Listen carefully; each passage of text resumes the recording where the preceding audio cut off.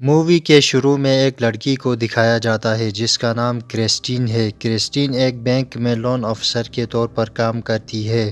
Christine اپنے باس سے promotion کے بارے میں پوچھتی ہے، جس پر اس کا باس کہتا ہے کہ اس نے ایک اور بندہ بھی ہائر کیا ہے اور پروموشن اسے ملے گا جو اسے ڈیزرو کرتا ہے۔ اب کرسٹین اپنے بوائے فرینڈ سے ملنے جاتی ہے جس کا نام کلے ہے، جو کہ ایک پروفیسر ہے جسے اولڈ کوئنز کلیکٹ کرنے کا شوق ہے، اور کرسٹین اسے ایک انویلپ میں کوئنز گفٹ کرتی ہے۔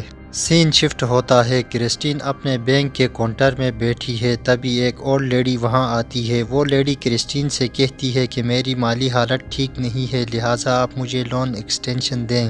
کرسٹین لون ایکسٹینشن دینے سے معذرت کرتی ہے تو وہ لیڈی کافی منت سماجت کرتی ہے، پر سیکیورٹی گارڈز اسے بینک سے باہر نکالتے ہیں۔ کرسٹین کام سے فارغ ہو کر پارکنگ لاٹ میں جاتی ہے اور اپنی گاڑی میں بیٹھ جاتی ہے اور شیشے میں بیک سیٹ میں اس لیڈی کو دیکھ لیتی ہے۔ یہ لیڈی کرسٹین پر حملہ کرتی ہے۔ کرسٹین بھی اپنا دفاع کرتے ہوئے اسے مارتی ہے، پر یہ بوڑھی عورت کرسٹین کو گاڑی سے کھینچ کر نیچے اتارتی ہے اور کرسٹین کے کوٹ کا بٹن توڑ کر الگ کرتی ہے اور اس پر کوئی جادوئی منتر پڑھ کر پھونک دیتی ہے، جس کی وجہ سے کرسٹین بے ہوش ہو جاتی ہے۔ جب اسے ہوش آتا ہے تو وہاں کوئی نہیں ہوتا ہے۔ اس انسیڈنٹ کے بعد کرسٹین کافی ڈسٹرب ہوتی ہے تو کلے اسے اپنے ساتھ باہر گھمانے لے جاتا ہے۔ راستے میں انہیں فارچون ٹیلر کی شاپ دکھائی دیتی ہے۔ کرسٹین کلے کو لے کر اندر جاتی ہے۔ فارچون ٹیلر کرسٹین کا ہاتھ پکڑ کر کافی گھبرا جاتا ہے اور کہتا ہے کہ تم پر کوئی قرض ہے، لہٰذا اپنا خیال رکھو۔ کلے ان باتوں پر یقین نہیں کرتا ہے۔ کرسٹین اپنے گھر جاتی ہے، اسے سائے دکھائی دیتے ہیں اور ڈراؤنی آوازیں بھی سنائی دیتی ہیں۔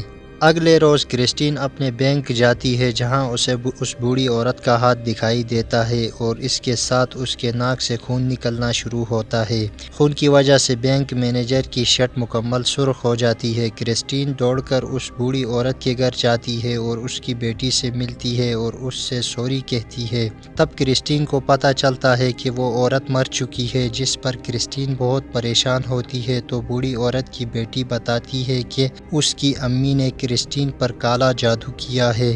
سین شفٹ ہوتا ہے اور کرسٹین فارچون ٹیلر کے پاس جاتی ہے تو وہ بتاتا ہے کہ بوڑھی عورت نے تمہیں قرض کیا ہے۔ اس قرض میں ایک ڈیمن جسے لیمیا کہتے ہیں 3 دن تک تمہیں حد سے زیادہ ڈرائے گا اور چوتھے دن تمہاری سول اپنے ساتھ لے کر جائے گا۔ فارچون ٹیلر کرسٹین کو اپنا پالتو جانور سیکریفائس کرنے کا کہتا ہے تاکہ یہ ڈیمن کرسٹین کی سول بخش دے۔ کرسٹین اپنے گھر جاتی ہے اور اس ڈیمن کو دیکھ لیتی ہے جو کہ کرٹن کے پیچھے ہوتا ہے۔ اب کرسٹین اپنی پیٹ کیٹ کو مار ڈالتی ہے تاکہ قرض اس سے ہٹے۔ اب سین شفٹ ہوتا ہے اور کلے کرسٹین کو اپنے پیرنٹس سے ملانے کے لیے اپنے گھر بلاتا ہے۔ کرسٹین کلے کے پیرنٹس سے ملتی ہے، لیکن جب وہ کیک کھانے لگتی ہے تو اسے کیک میں اس بوڑھی عورت کی پتھر والی آنکھ نظر آتی ہے اور ساتھ ہی ڈراؤنی آوازیں بھی اس کے کانوں میں پڑتی ہیں۔ کرسٹین بہت زیادہ اپسیٹ ہوتی ہے اور وہاں سے چلی جاتی ہے۔ کلے کی موم اسے کہتی ہے کہ یہ لڑکی تمہارے لیے ٹھیک نہیں ہے۔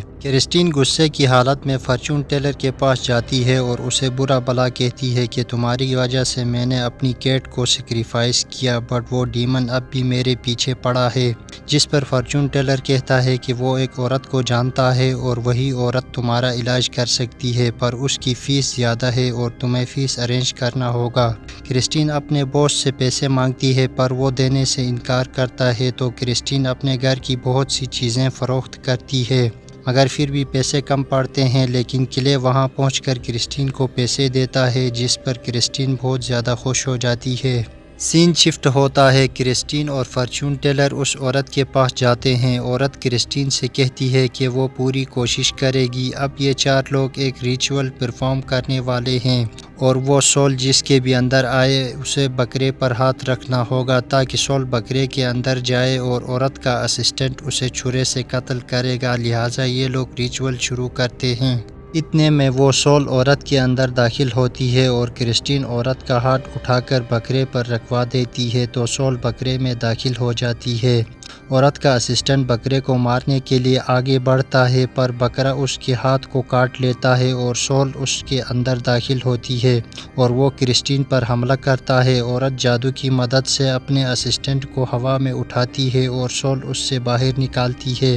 اس پروسیس میں عورت کی بہت زیادہ انرجی ضائع ہوتی ہے اور گر کر مر جاتی ہے، جس پر کرسٹین بہت زیادہ روتی ہے کہ اس کی وجہ سے یہ سب کچھ ہوا ہے۔ اب فارچون ٹیلر کرسٹین سے کہتا ہے کہ تمہارے پاس آخری آپشن یہ ہے کہ تم اس بٹن کو ایک انویلپ میں سیل کر کے کسی کو تھما دو تاکہ قرض تم سے منتقل ہو کر کسی اور کے پاس جائے۔